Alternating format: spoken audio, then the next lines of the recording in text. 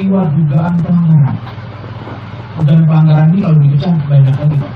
Ada pelanggaran administrasi. Jadi kalau ada peserta atau penyelenggara termasuk KPU, ini kan ada nih aturannya dalam peraturan undang-undangan, ada di dalam undang-undang pemilu, ada di peraturan KPU. Kemudian di aturan itu kemudian dilanggar secara administrasi, dilanggar oleh penyelenggara, dalam hal ini KPU, atau dilanggar oleh kontestan, partai politik peserta pemilu atau calonnya atau bakal calon. Disuruh ngumpulin foto, agak ngumpulin foto misalnya. Saya nggak ngomong ijazah, Bang ya. Lalu kemudian disuruh tidak boleh mantan napi, diem-diem. Ini adjudikasi bersidang. Memang nggak sidang kayak full di persidangan kekuasaan yudikatif. Memang di kewenangan persidangan ini udah mulai setengah-setengah udah mulai turun. Ada di Bawaslu, ada di perlindungan konsumen, ada di lingkungan, ada di pajak juga. Jadi ada semacam kuasi. Itu dugaan pelanggaran administrasi. Ada lagi dugaan pidana. Wah ini berat. Soal klasik. Mulai dari money politik, ya, kemudian ujaran kebencian. Gak usah pilih dia karena dia bukan satu kelompok tertentu misalnya. Tidak. Bawaslu diberikan kewenangan, tapi bersama dengan sentra gakumdu, sentra penegakan hukum terpadu. Jadi ada Bawaslu, ada jaksa, ada kepolisian.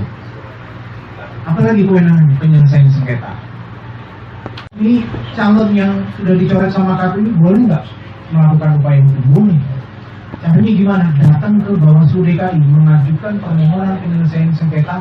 Bawaslu DKI minta tolong, kami udah ngalamin kerugian langsung. Harusnya kami MS nih, memenuhi syarat sebagai calon. Tapi kok sama KPU DKI dicoret kami? Katanya melanggar peraturan KPU misalnya atau melanggar undang-undang. Kami minta uji dulu secara hukum. Boleh. Bawaslu punya kewenangan itu namanya penyelesaian sengketa proses pemilu atau pilkada. Itulah divisi saya. Kalau kemarin di pemilu 2019, Bawaslu DKI Jakarta adalah Bawaslu yang pertama kali dari seluruh Indonesia ketika ramai kasus mantan narapidana. Mantan napi kan banyak kok. Dari seluruh Indonesia. Bagi tidak pernah dipidana penjara dengan ancaman hukuman 5 tahun atau lebih. Atau bagi yang pernah dipidana penjara dengan ancaman selain dari 5 tahun itu harus mengumumkan kepada publik. Lalu kemudian harus melewati masa putus selama 5 tahun. Ini sudah hak pilihnya. Dibatasi hak pilihnya bagi para mantan napi. Ternyata ditutup-tutupin sama calon. Misalnya ini contoh. Masuk ke KPU lihat coret. Lalu kemudian dia mengajukan permohonan sengketa di Bawaslu. Ramai waktu 2019 seluruh Indonesia, akhirnya Bawaslu DKI lah yang pertama kali memutus aturan KPU-nya harusnya nggak boleh, sama Bawaslu boleh. Kenapa? Karena ada bentrok peraturan undang-undangan.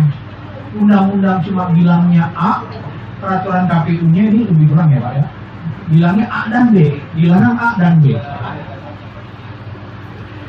Nggak boleh. Peraturan KPU kok lebih luas aturannya daripada undang-undang. Akhirnya Bawaslu di seluruh Indonesia memutus, bagi yang sesuai aturan ini kami tegak lurus kepada undang-undang. Jadi kami tidak tegak lurus pada peraturan KPU. Dalam hal undang-undang pemilu dengan peraturan KPU-nya beda satu sama lain. Tafsirannya mesti gimana? Ya harus merujuk pada undang-undang. Karena dia aturan yang lebih tinggi. Nah itulah kewenangan penindakan, kami sebut dengan kewenangan penindakan. Jadi sudah cukup diperkuat sejak Undang-Undang 7 2017 sampai dengan pemilu 2019, pemilu 2024. Tapi apakah pemilu dan pilkada itu aman-aman aja Bapak Ibu? Enggak.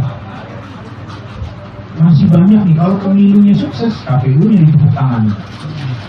Tapi kalau pemilunya gagal, Bawaslu mana nih? Kan begitu. Mana panggil Bawaslu kan nggak benar.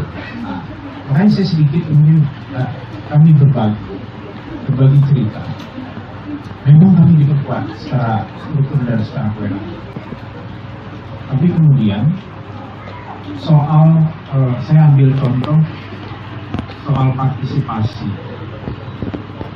Dari beberapa kali pemilu, katakanlah dari pemilu pilkada 2017, pemilu 2019, pemilu 2024, itu partisipasinya turun naik 77%, 80% sekian untuk wilayah DKI Jakarta. Tapi kok di pilkada kemarin cuma 50%? Itu masalah lagi. Pemilu sekitar di angka 80%, 77 sampai dengan 80%.